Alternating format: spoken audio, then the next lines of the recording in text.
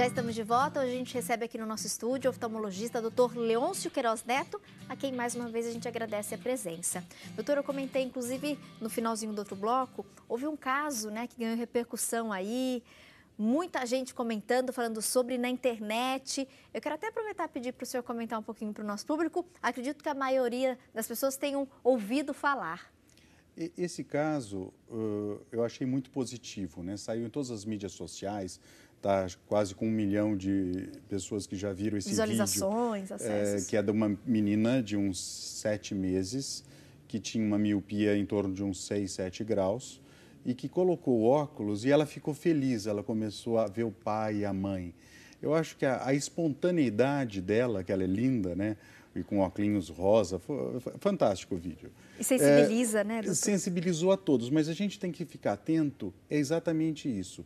É a relação da criança com o meio ambiente, com o pai, com a mãe, se a criança está atenta aos movimentos, se ela olha para o rostinho da mãe, se ela responde a um som, se ela lacrimeja, se ela não tem aversão à luz. Tudo isso é importante, e principalmente se os pais são míopes, se os pais são hipermetros, se o pai e a mãe já usam óculos, têm um grau forte, as chances do filho ter também é grande. E é aí que, porque a criança não sabe, estou enxergando embaçado, então às vezes a mãe está mais preocupada com o olhinho, com o formato, se vai puxar o pai e a mãe, e esquece um pouco da funcionalidade. Então eu achei muito positivo essa chamada que houve aí nas mídias sociais, para a gente ficar atento aos cuidados da visão desde cedo da criança.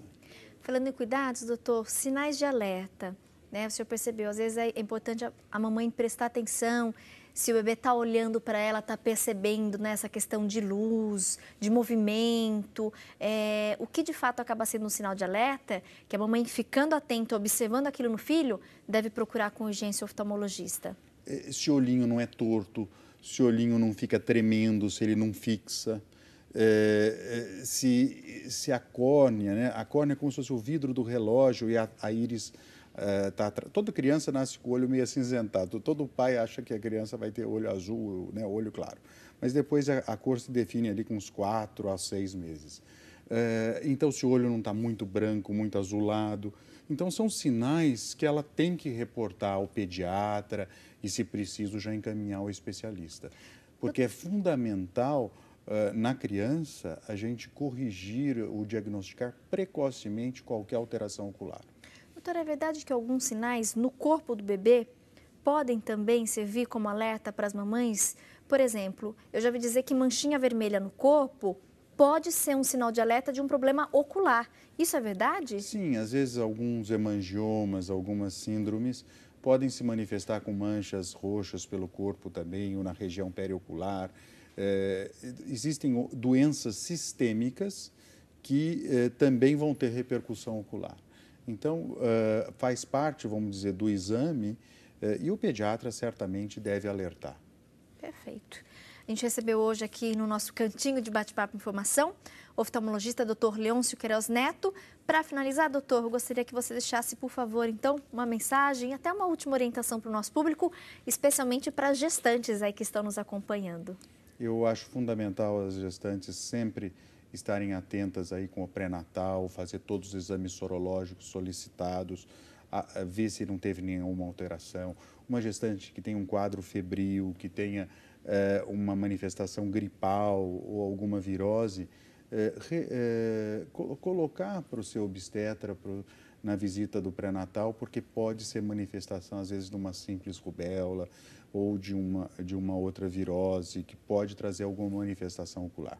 E ficarmos atentos às manifestações das crianças, né? Que eles não exprimem, eles não sabem dizer, mas o olhar, a espontaneidade da criança, às vezes se aproxima muito aos objetos, pode ser a tradução de necessitar de uma correção óptica precocemente.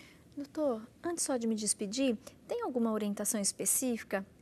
Existe muitos casos, inclusive é muito frequente, né? Às vezes aquele excesso de secreção e as mamães, para fazerem a limpeza nos olhinhos dos bebês, tem de repente um produto específico ou uma maneira específica de fazer essa higiene? Existem algumas crianças que nascem com obstrução da via lacrimal. Pode ser nos 2 olhos ou num só. Então, ele costuma ter mais secreção, ficam como se fossem conjuntivites repetitivas e sempre a criança chorando, lacrimejando muito.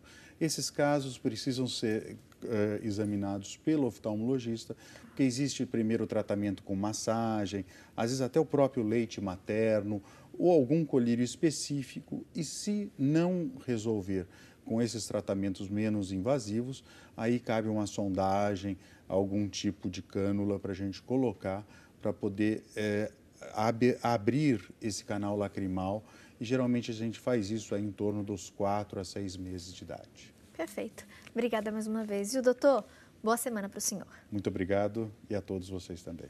Intervalo rapidinho, na sequência a gente volta com mais atrações. Continuem ligados.